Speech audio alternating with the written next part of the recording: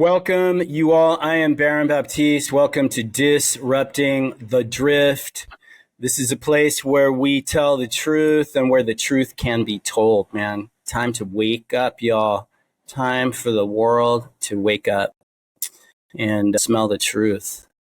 David Masters, how you doing, man? Always amplified by my time with you, man. Just force magnifier. Very good. Yeah. Yeah, it's like that every time, right? It is. It is. Yeah. Mm-hmm. And given the state of the world, there's no question there needs to be real and deep awakening within each of us individually. You, me, the listeners, this is an opportunity to wake up and smell the truth. That's what will allow us to change the world together. It's really one person, each of us doing the work to be the best human being and I don't know if it's doing the work, maybe it's in part doing the work, and it's also waking up to those areas where we're asleep, or those areas where we're unconscious, or those areas where we are drifting along. Yeah, but I love tearing down the walls of mediocrity and building a community of excellence and challenge the drift. That drift towards mediocrity. I wanted to speak to you all listening as well. It's really be a part of this journey with us. It's really through you where we get to grow and get the message out and make a difference. So subscribe, turn on the notifications, be at the forefront of change here. Share the show with your friends, family, pay it forward. Let's create a ripple effect for a better way, better world. Your support is our strength. Leave a 5-star review or hit the like button if you're watching on YouTube. I think twice a week, these episodes get uploaded and published on YouTube. And so you can view if you're a person who likes to view it, or you can listen as well on all the majority of the platforms, podcast platforms. So let's create this together. Send your questions. We love your questions. We love getting to interact with you, see what you're up to, see what your challenges are, and how we can support. Send your questions to disruptingthedrift@baronbaptiste.com, disruptingthedrift@baronbaptiste.com. David, we have a question today.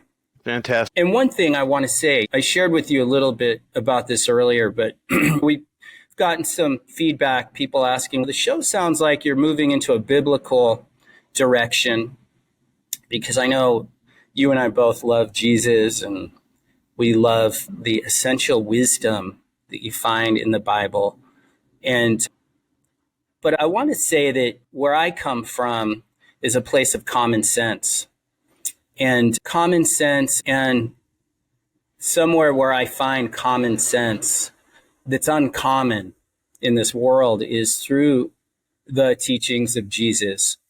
I appreciate Buddha and I appreciate Socrates and many of the great teachers, but there's something for me that what Jesus taught, and Jesus, the man, the teacher, who brings such a simple access to truth, and truth that has the capacity to just awaken in a moment and in a real world kind of way. What I love about Jesus is he walked with the people.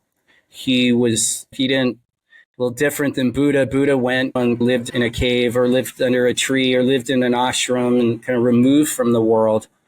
But Jesus was someone who was out there with people and dealing with people in their lives in real ways, real people, real situations, real moments.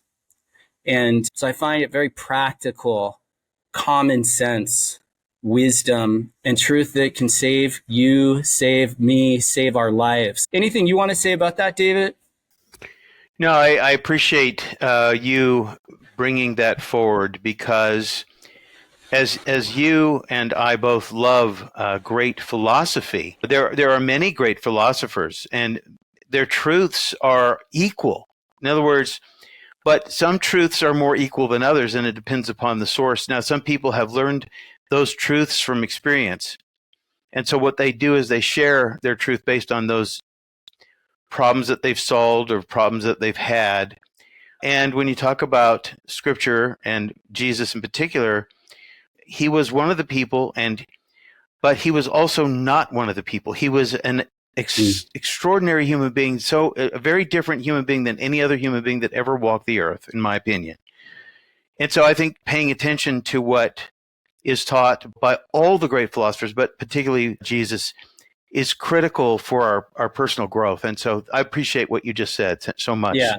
Appreciate that. Yeah, very good. And there's something about, I know when I was kind of in my early 20s, like growing up, and I just never related to you'd see those televangelists. Yeah. And you see these kind of, you could just smell the phoniness, right? And they're spouting Jesus and Jesus loves you, Jesus this, Jesus that. And I think there's a lot of associations people have. I know I did, because I used to not think about Jesus the way I do now. But growing up, I was, raised with more Eastern philosophy, yoga, Buddhism, Eastern teachings in general. And I found myself lost to myself at a certain point in my early 20s.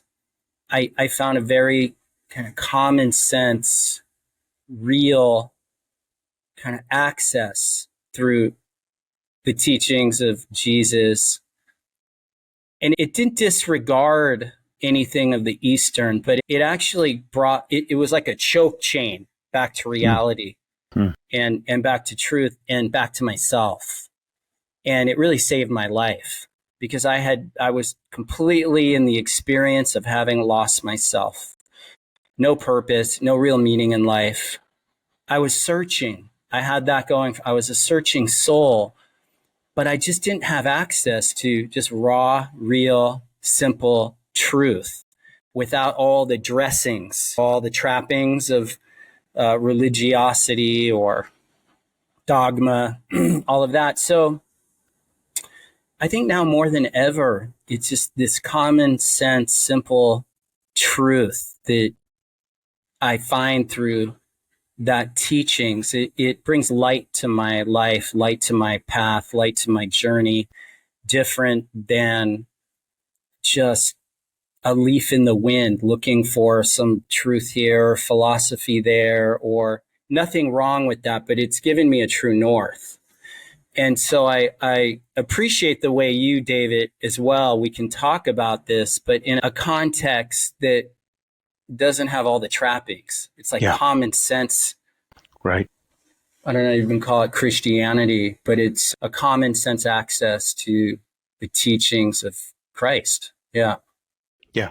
100%. Look, I'm not a church person, by the way. I don't go to church. I will once in a while, maybe on a holiday, and just to be around people that have shared values that I have. But I've never been a church person. I've been turned off by the very things you just mentioned, by the compellers of you've got to accept Jesus. No, I don't think you actually have to accept Jesus.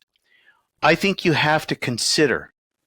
That's all. Just think about it. Think about and consider what it is that is relevant to you. And what happens is that, in my opinion, a person who's compelled to do something has to submit. And that's not the kind of way we speak about the Bible or Christian ideas. We want to bring life to it, the living water. And one thing about the idea of Christ is that he brought forgiveness and redemption. And so I don't think that there's a religion worth wasting time on if there isn't forgiveness, redemption incorporated in the concepts. And so to me, that's why Christianity is so beautiful, because it allows you to let go of yesterday and come fully into the present moment today, where you can be a brand new person and live the life that you actually were brought into this world to live. So that's my simple thoughts on that. Very good. Very good.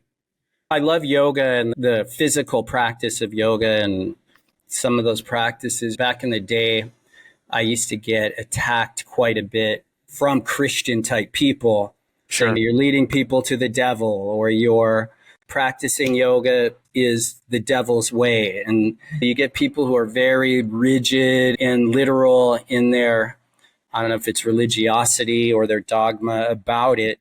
But then I always would question,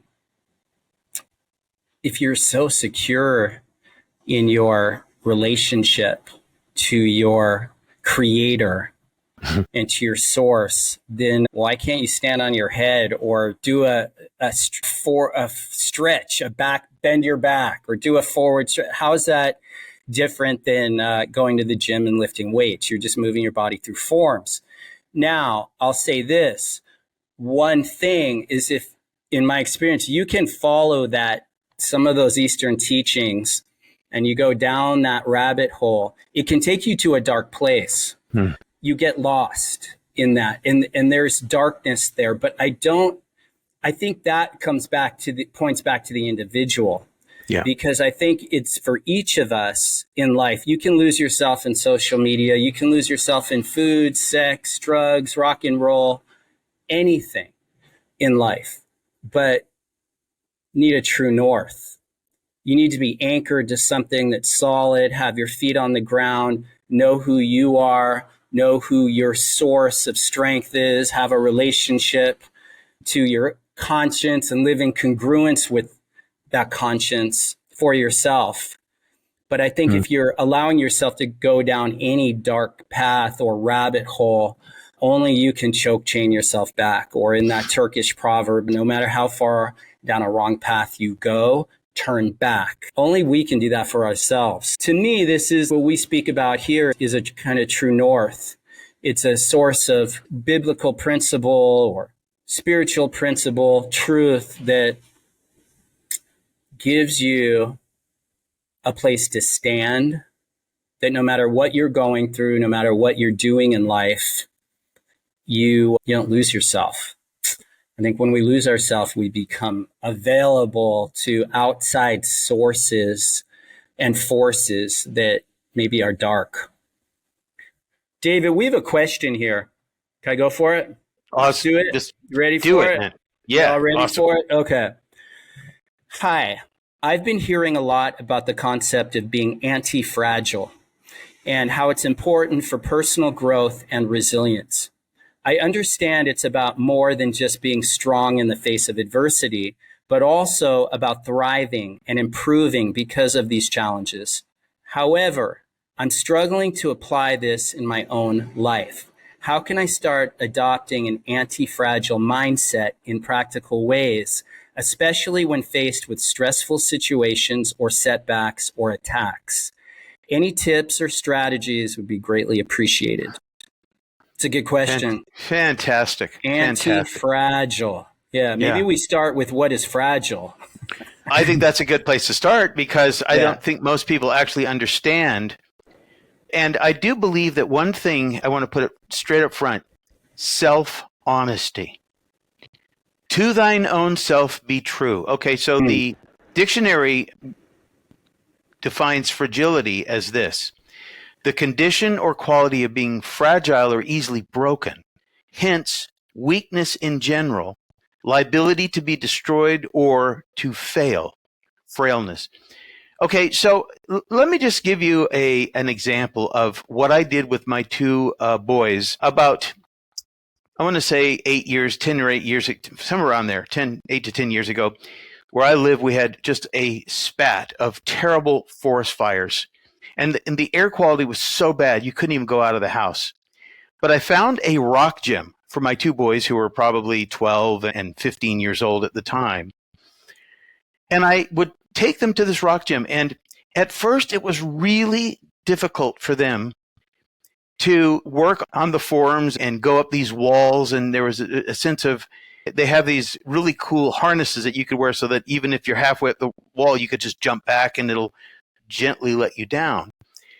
But what happened over a period of this one summer was that these little boys went from being little weak people to strong people through the exercise of working on a wall, just climbing up a wall. And I see the idea of building strength.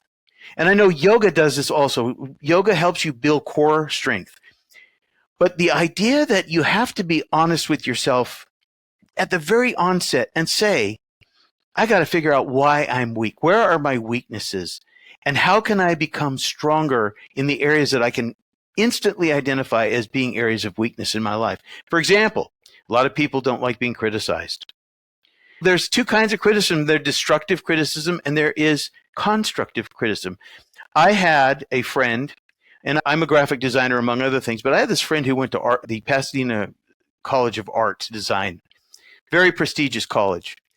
And she was very good at looking at a piece of artwork and assessing whether or not the bits and pieces were the way they should be assembled.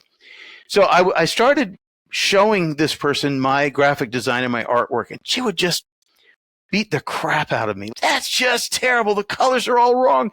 It's just awful. And I would say, okay, how do I make it better? And after a while, I got pretty good at, but I had to take those constructive criticisms and integrate them into my awareness of what I was doing, how to do things right as opposed to how to do things wrong. Does that make sense to you? Yeah. And if you cannot take the heat of feedback, you don't have the opportunity to grow. That's true. In a sense, right? Yeah. If you're overly fragile.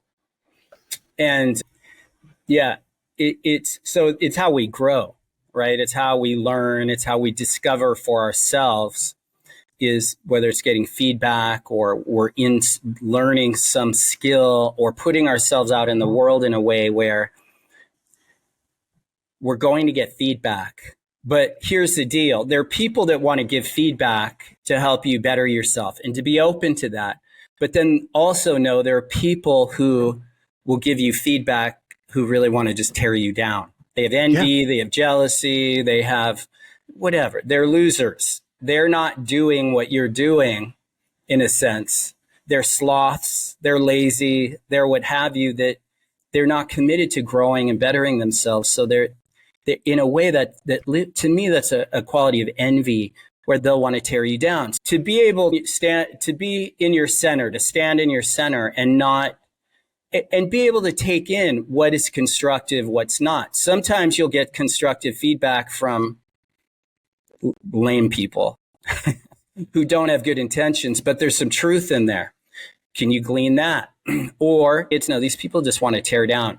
When I don't like social media, I don't get on a lot. When I do, I noticed something. This just recently, I was on someone's Instagram, this guy I follow, and the he's sharing his life on there. He's like his fitness, his health. He's doing fasting. Looks good, looks happy. He's being positive. And I'm like, cool, man, good for him. And then I read down into the comments. And it's, whoa. People were just so nasty, just criticizing him for whatever, his fasting, his detoxing, just having all kinds of, you're going to die, you're going to turn blue, you're really, we know when you're alone at home, you're miserable, you're not happy. Just not all. There was here and there were some positive comments toward the guy, but so much of it was just, what's that called? A dog pile. People just dog piling on. Yeah. They see someone happy. They see someone thriving. They see someone doing well. I'm sure that guy's life isn't perfect. And maybe he's just presenting the positive side and wanting to share that side of it. Good for him. Good for him. But that's not how people in the world, it's like this. It's like when you grow and you better yourself, people are going to envy that and they're going to tear you down. And that's just the world we're living in now more than ever. And social media really allows for that. But you see that it even starts with people close to you. I had to learn that, like people close to you, when you start getting a little too good, a little too healthy, a little like more than they're comfortable with, they'll find ways to pull you down. And there's that kind of like, how do you know someone's your friend? You can share with them bad news and they'll be there and listen and, You share with them where you messed up. You can share with them your flaws. You could share that with them. Yeah, you did something you shouldn't have done. And they'll be there with you for that. And then there are people that if you share good news with them, they're not happy for you. And you start seeing that because your real friends, they're going to be happy for you.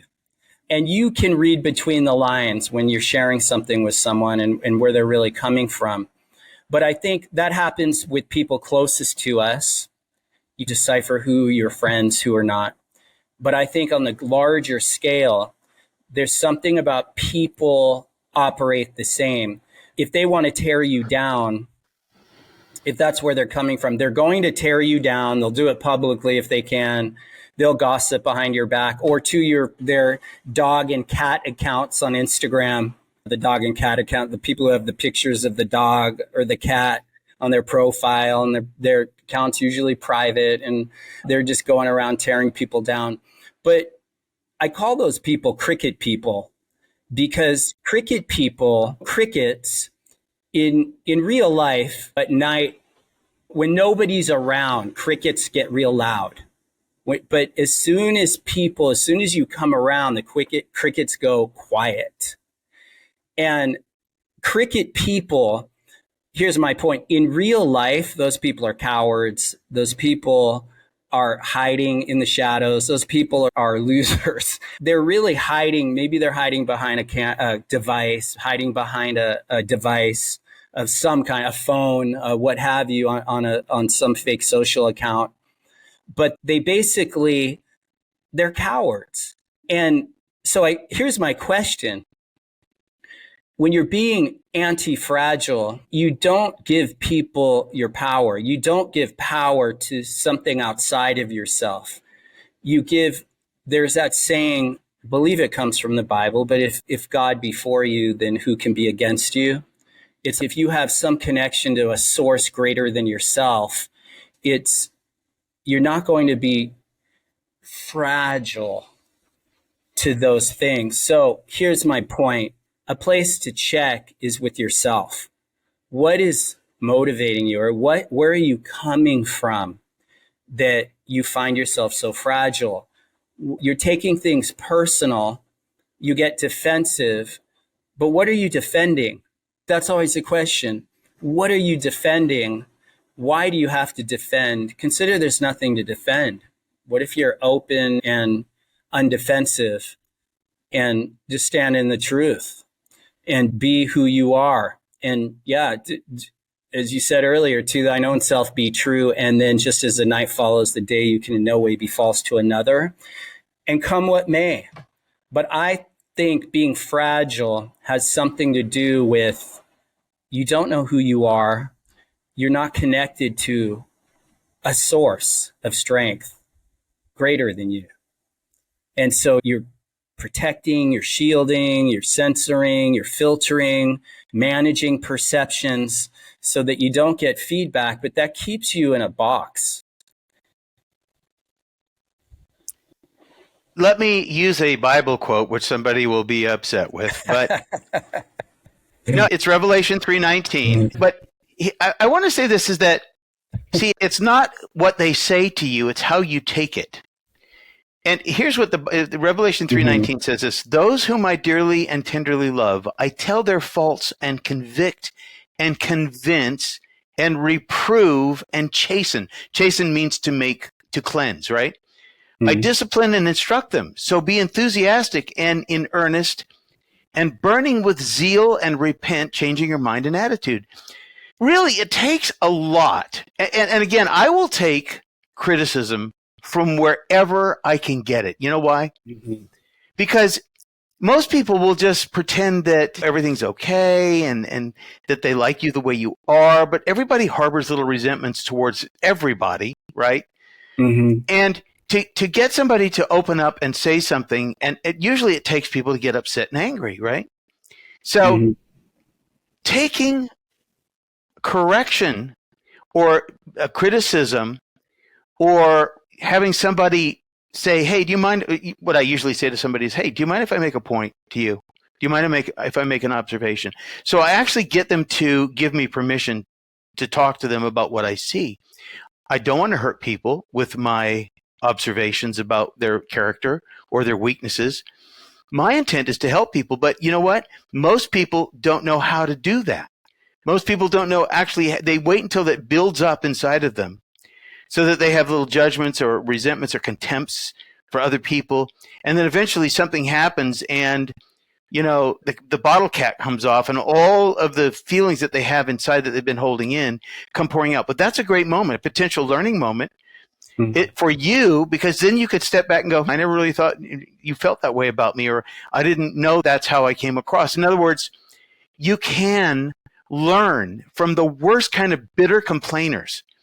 You can learn something from them. And by learning something from those bitter complainers, you actually cancel out their bitter complaining by absorbing it in such a way that it becomes constructive. And let me just, there's a Psychology Today article. I just want to read the first little paragraph. It says, the signs of bitterness.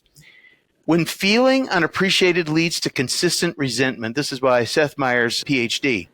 He says, feeling bitter is the likely consequence of feeling invalidated and unappreciated in one too many situations and relationships. Emotional bitterness refers to feelings of sadness, resentment, and anger, especially anger, that accumulate over time. It is a secondary emotion outside of sadness, happiness, fear, anger, surprise, and disgust that can result from insult or injury. Feeling bitter involves mixed emotions, and it can be hard to identify and express in simple terms. But most people are actually quite bitter. Even though they'll put on a nice smile and they'll pretend they like you and that everything's fine, deep down inside, everybody's disappointed with the life that they have at some level, unless, of course, you're a rock star. And even those people are not that happy with their lives. Yeah. Understand what you're dealing with and then invalidate their bitter feelings toward you by saying, thank you. I appreciate what you said to me. Yeah. And then stay out of your head about it. Yes. Right. It's every moment, everything that happens in life is, and especially in moments where you're under attack or people are talking negatively about you, it's an opportunity to learn something about yourself. Can you shine awareness on your own reactivity and stay out of the head, stay out of thinking? Yeah. What if you just watched? What if you just watched the tendency of your own mind, that inner machinery, to just you're getting triggered, and then you either explode, you're the jack in the box, you get outraged, you blow up and you vomit out, or you stuff it down, you suppress, you shrink back, you start self-censoring. Either one of those are not good for you. But if you start recognizing that, that resentment, that's right there, that little zing, and then you go into your head and the story you start telling, if you get that first thought in those kind of moments, and if you start interacting with that thought, you go weird from right there. You go into dark places right there. You get defensive right there. You get angry there. But if you can stop, just pause, stop, drop in, get present, wake up, be aware, notice your own inner dynamics, all those internal states, thoughts, feelings, emotions, body sensations, your heart rate starts increasing, your blood starts boiling, whatever's happening. Can you just pause? Your feathers get ruffled. Can you just step back, pause, take a breath, get present, and notice, just notice, because in the end of the day, life is a full-length mirror. And it's really the opportunity to grow and learn, because whatever feedback and criticism or what have you is coming your way, life is short, right? And at the end of life, all these people that have come for you, they're not going to matter. But what will make them matter is you giving too much power to it. You're giving away your power, your freedom, your peace. That's where it starts to matter. But it really doesn't matter. It won't matter if you don't stop giving away your power. In other words, stop giving it away. and start instead of looking for external validation, you have an inner validation, not because you even have to validate yourself, but you fundamentally just know who you are. You know what you're committed to. You know where your heart is. Keep doing the work to purify your own heart. Forgive people from the past. Forgive yourself. Forgive wrongdoings. Keep improving yourself. Know who you are. And at the end of life, if you're one of those people that continue to grow, expand, become more real, more related to truth, all those people, all those voices from the past will just seem, oh, those people on the outside that were criticizing me really weren't any different than the voices in my own head that were criticizing me. And if you can conquer the voices, the thoughts in your own head, if you can overcome that and learn to disappear those, then you realize all those people, all that external, it doesn't have a real place in your life. You're calling the shots in your life. And you have to start somewhere. It may not be easy right now. That's saying a big shot is a little shot that never stops shooting. Mm-hmm. Just keep moving, man. Just keep moving. Letting go, getting aware, waking up to the own inner workings, your own internal states that are going to be doing their thing in difficult moments and challenging times.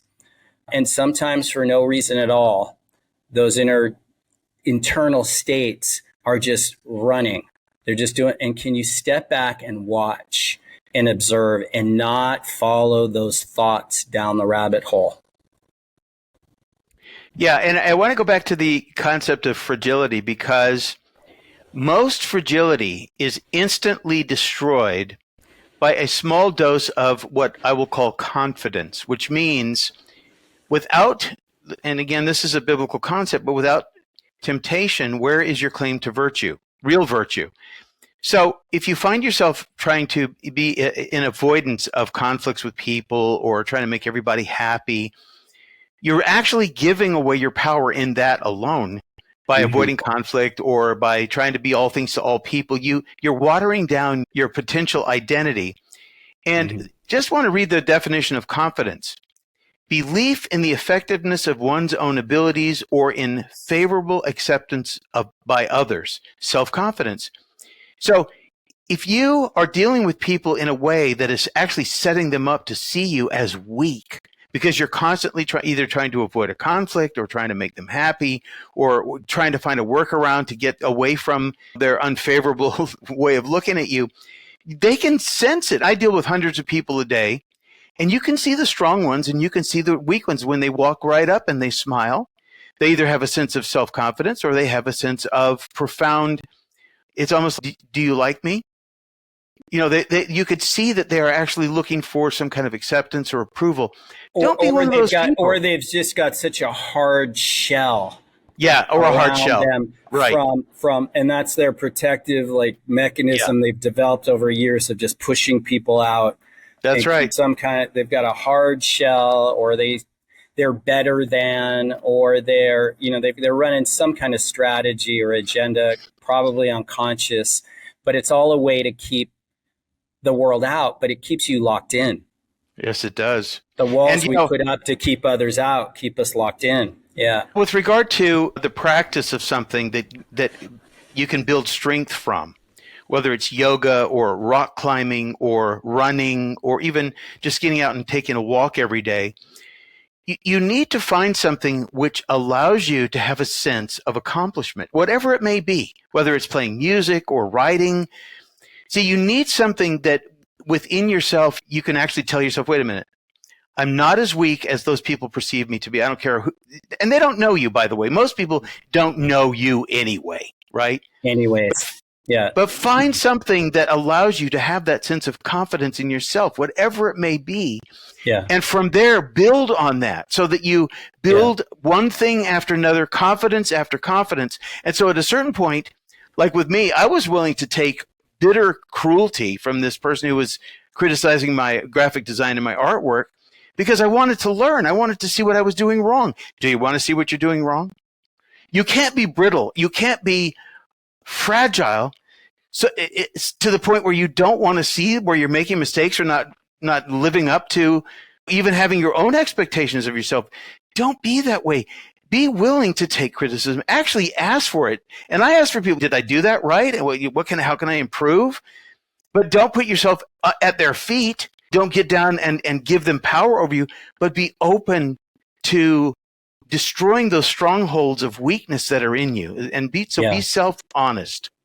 Yeah, very good. Yeah, have purpose in things. And the way we get purpose in things in life is by doing things that are growing. You're growing yourself, you're growing skills, you're growing mastery, developing mastery in areas. And if you're not doing that and you're putting walls up and shrinking back because you're afraid of criticism and you're over fragile, you'll end up being on the inside toward yourself that mean, cruel, spirited, and maybe it's not you, but something arises in us. Have you noticed that, David? It may not even be us, but that voice in the head, that critic, that inner demon of doubt that's just whispering in the air. It's just always criticizing.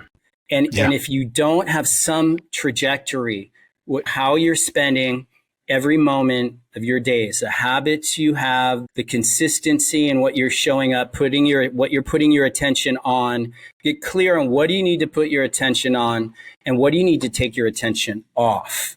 That's great. And follow that true north. Keep the call of your conscience, that inner light. Keep following the promptings, the inner promptings, that inner guidance. Keep taking the steps forward, developing yourself, coming out of yourself.